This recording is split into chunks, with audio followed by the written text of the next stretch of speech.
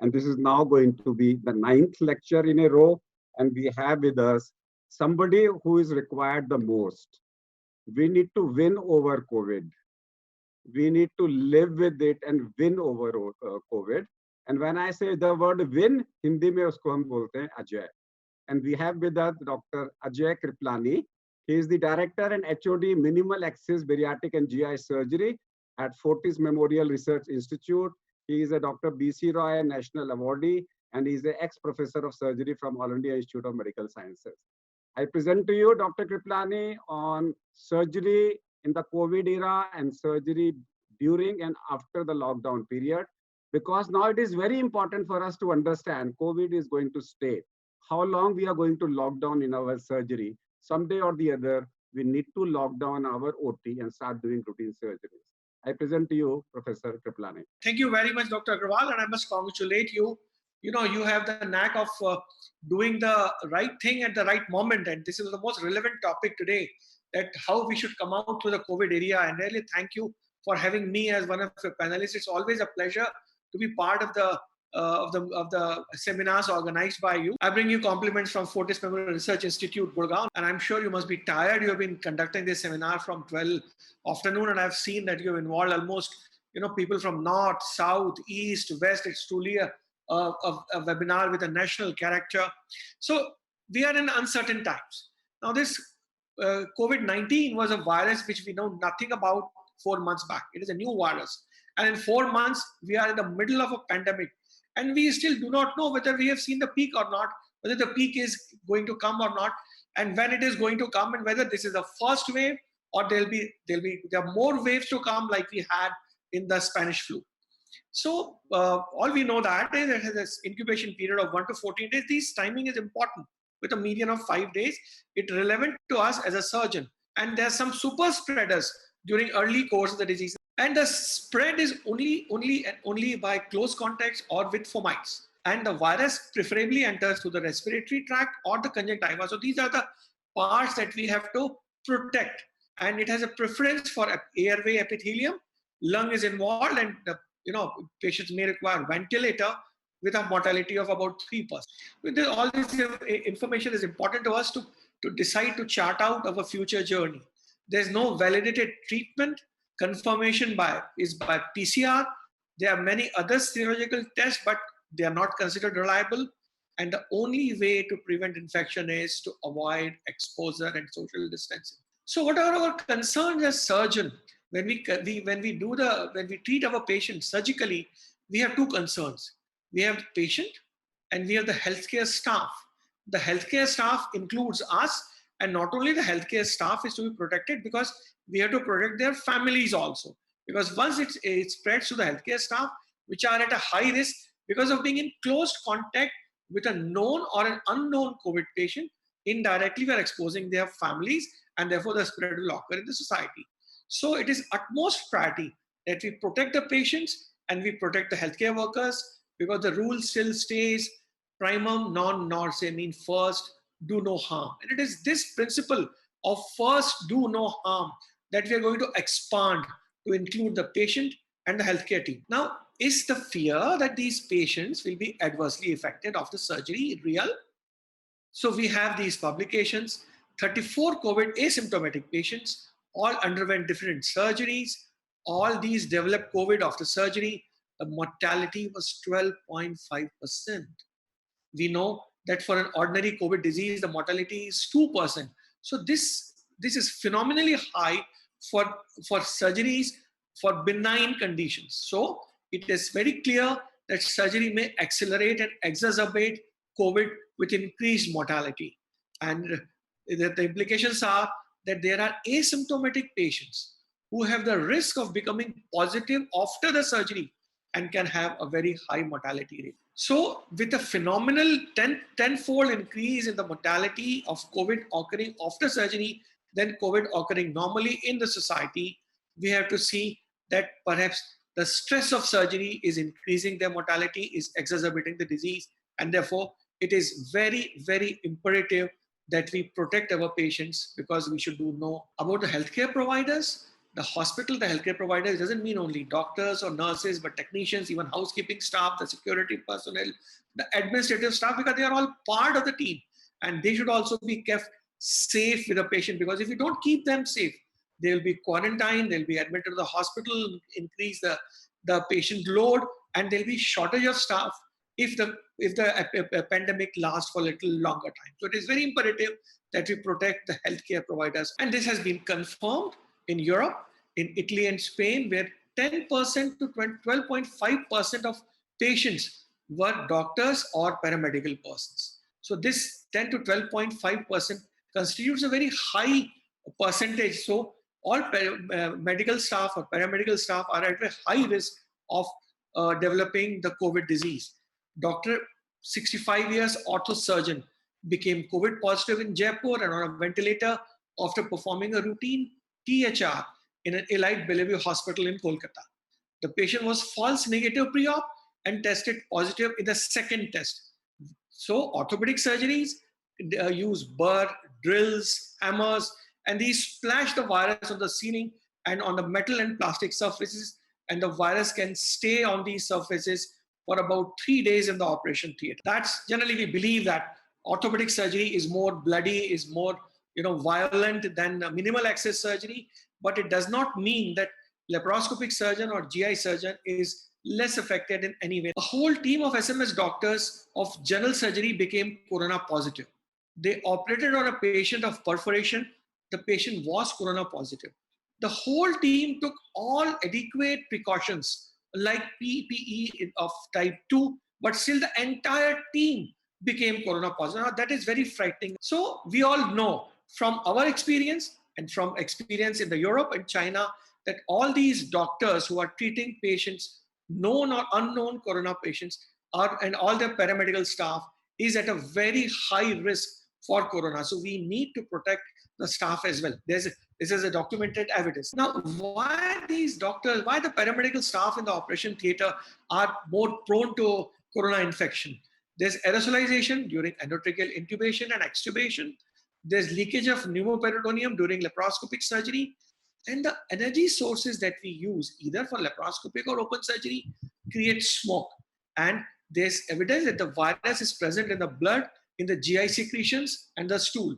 So when the surgical or paramedical team comes in close contact with these aerosolization, the atmosphere is such, then obviously we have an increased chance of infection in our surgical colleague. The viral load in the OT is many times more than when you touch a fomite like a lift button. The viral load as such is more important than the age, because it's a big load and it leads to a cytokinin storm in the lungs.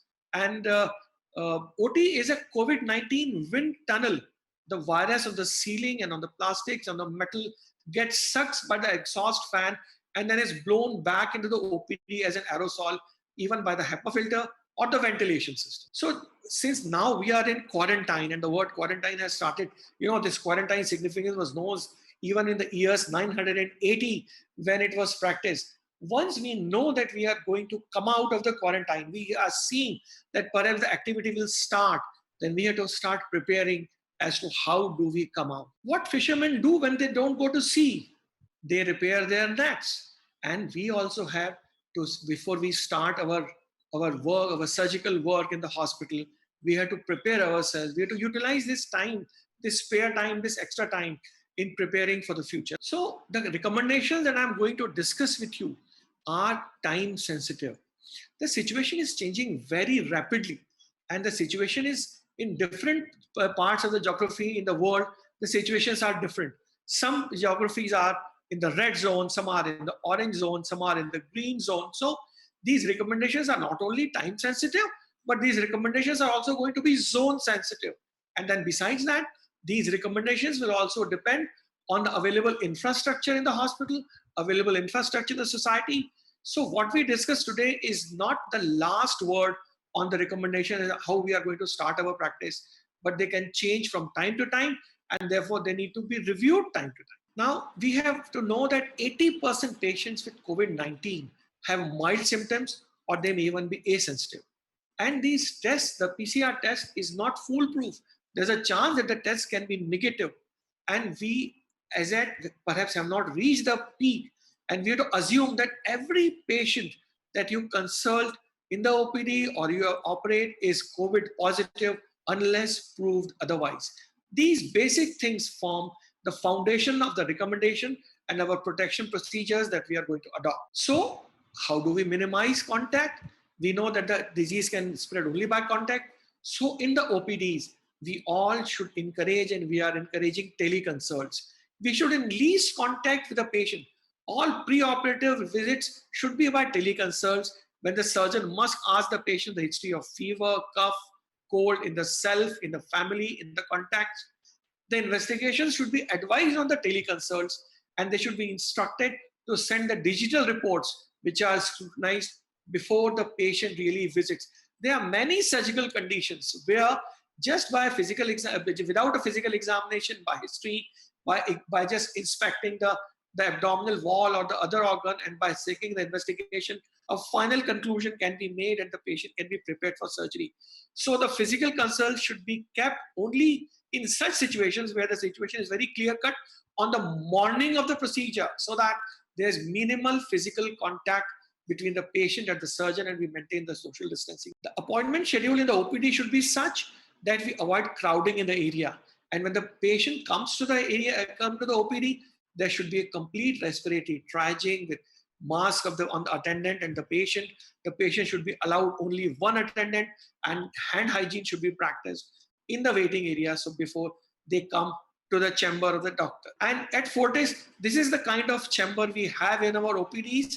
This is a large room so that we can maintain a social distancing, and there is a screen, transparent screening up to the roof, so that we can see the patient very well. The patient can see us, we can converse, but we maintain the social distance. So we have to prepare in the OPD. When the patient arrives, the staff usually completes all the procedure. They have enough tissues, they are enough. We limit the visitors. We allow the patient to wait outside the car if they are not medically able, so that they come only when the doctor is free. We create separate space in the waiting area for sick and unwell patient, and sick patients in the private room as quickly as possible. And we ask the patient to symptoms. We repeatedly ask them the symptoms so that we can exhibitly find that. We ensure enough supplies like tissues, alcohol bait, hand rubs, soap, sinks, trash cans. Chairs should be 3 to 6 feet apart. And the staff first asks them, ensures that they are following all these things. And then they are allowed into the doctor's chamber. And after they have left, after the patient has left, again, the process is cleaned very thoroughly. All areas that he has touched are again sterilized, and we provide them home care instructions also, so that when they go home, they know what they're supposed to do. And if the patient has any symptoms, then the health authority should be notified. This is all our responsibility. So how are we going to optimize our resources so that we provide surgery to the patients without compromising the outcome? This is very important. And therefore, the concept of triage and rationing of the surgery has started in the COVID era, because we remember that our resources are limited. Even in the richest part of the world, in the richest countries, there's shortage of supplies, there's shortage of hospital personnel and ICU beds. So we have to use every opportunity, every bed, every available facility wisely, so that none of the patient who really deserves it more acutely, does not get it, and it goes to people who are not so urgent. We have to preserve the health of the caregiver, and the decision should be made on case-to-case basis. And it is always good to make a multidisciplinary team, so that no single person takes the responsibility of making a decision. The team should involve the anesthesiologist, the intensivist, the nurse specialist, and any other specialty which might be required. So the classification for these interventions can be of 4 types. Immediate means we have to take decisions within few minutes or less than an hour. These are life-saving procedure or limb-saving procedures or organ-saving procedures. So they cannot be denied, and we have to, within few minutes, within an hour, we have to operate. These patients always get the priority. Then there are patients in urgent category, the acute onset illness, and these acute onset illness are initially not life-threatening, but if they are postponed, then they can become life-threatening, or they can compromise the survival of a limb or an organ. In these patients, we have to take decisions, operate within a few hours, and therefore again, these patients are in the second most priority for our surgical care. Then there are category which is expedited. Now the patient requiring this surgery, this treatment is a condition which is not a threat to life, not a threat to limb, or not a threat to an organ. And normally these patients can wait for a few days and they are not as much of priority as the other person are.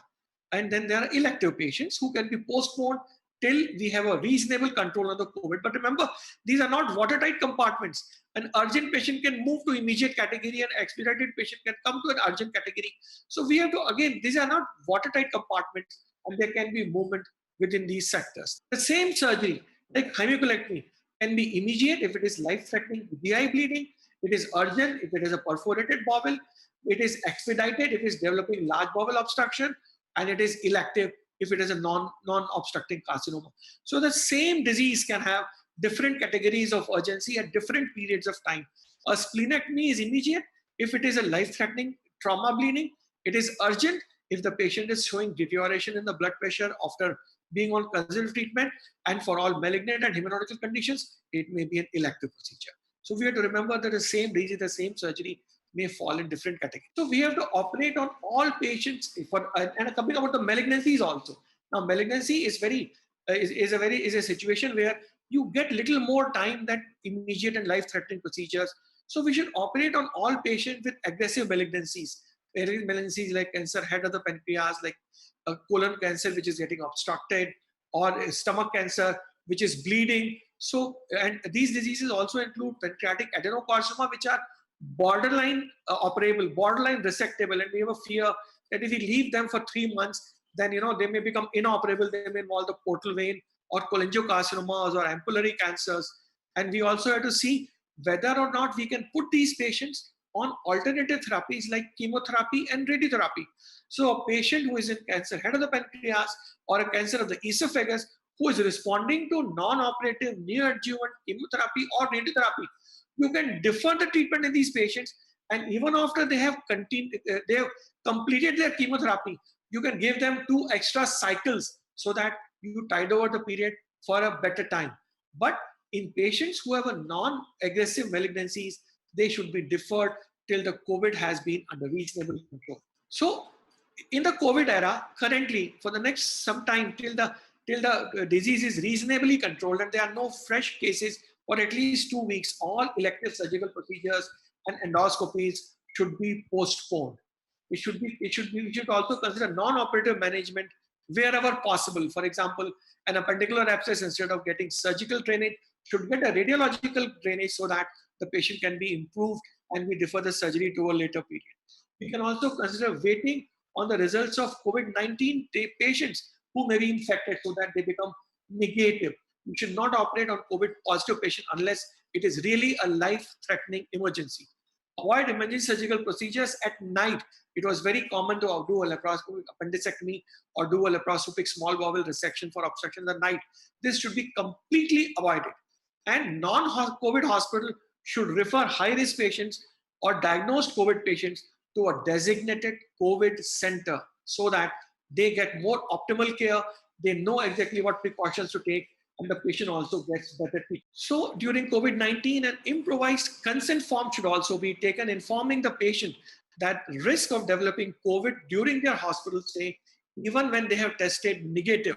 Because remember that these COVID patients who are tested negative may be a false negative and they may be in the incubation period without symptoms. So this risk should be explained to them about surgery during COVID era. So this is the surgical triage. If it's a life-threatening situation, you go surgery. If it is not, then you consider if we put off the surgery for 3 months, is it going to affect the patient's survival or quality of life? If yes, they again go for surgery. If no, then the surgery is postponed for 3 months. And if there are viable alternatives to surgery, they should be adopted and surgery should be delayed. But whenever you delay surgery, you should obtain the opinion of a colleague to support your decision so that you alone are not at risk. But it's a multidisciplinary approach. Preoperatively, it is essential that all patients should have a COVID-19 RT-PCR whenever possible. That includes all semi-emergent situations which can wait for 24 hours. If the patient cannot wait for 24 hours, then the surgery has to be done in emergency, but still the sample should be sent. In emergency, a CT, if the patient is undergoing an abdominal CT, you should also get a CT chest done, because sometimes the CT evidence of COVID pneumonia may be the only indication for an active COVID disease in the patient. And in non-surgical percutaneous intervention, as I discussed, should be considered in any patient where it is possible to minimize the hospital stay. So this is to show you that there are situations when the patient may be infected, but the patient is PCR negative, and therefore the patient either in the late or recurrent stage, or the patient may have a past infection or has already recovered. So negative COVID test cannot be taken granted that the patient does not have a COVID disease, an active COVID disease. It may be a false negative. Some countries, it is recommended not only to do a PCR, but also an antibody at the same time. If both are negative, then there's no problem. You can carry out the surgery. If PCR is negative and antibody is positive, then also you can carry out surgery, because you know the patient is resistant to COVID. But if the PCR is positive and antibody is negative, then the surgery should be postponed. About the PPE, you know, the personnel in the OT should have an adequate personal protective equipment. But remember, it is easy to say. Donning and doffing of the PPE takes a lot of time. It's very inconvenient. It should be done in the procedure room or in the OT room, and it should be done. It should be removed only in the designated washing area. So these are the steps about which I will not elaborate. But the donning and doffing takes half an hour each. It is expensive, and when we are fitted with a well-fitted airtight mask which allows no air leak, the breathing sometimes really becomes difficult in a matter of minutes. And we have to apply tapes all around the N95 mask. So if the surgery is lasting for more than 3 hours, 4 hours, then when we remove them, there are going to be marks on the face. It is not easy. It's very difficult. You are hot. You are suffocating inside. You are sweating. The goggles fog up. You cannot see. Communication becomes a challenge because you speak loudly, and emergencies need extra precautions when you're doing an emergency. So it is easy to say you don the PPE when you're operating, but it's not simple in practice, but still we have to live with it. See, that is our team doing a laparoscopic surgery for perforated appendicitis. So they wash, they put shoe covers, they put cap, they put the visors, they put the PPE gowns, which are waterproof.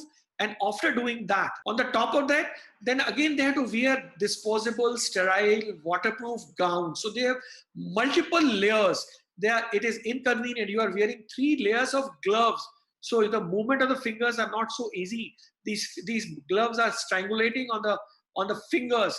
To do big surgeries, long duration surgeries is not easy, and therefore it is recommended that during this period you should only do surgeries which are lasting less than 1 hour. So when we break over and we start redoing surgery, initially our plan is for the first 2 weeks not to do very large major surgeries. First do small surgeries and then slowly proceed. The operating room should have a negative pressure. It is desirable. The negative pressure OT is not available in many parts of the India. It's not available, I think, anywhere. There should be minimum personnel inside.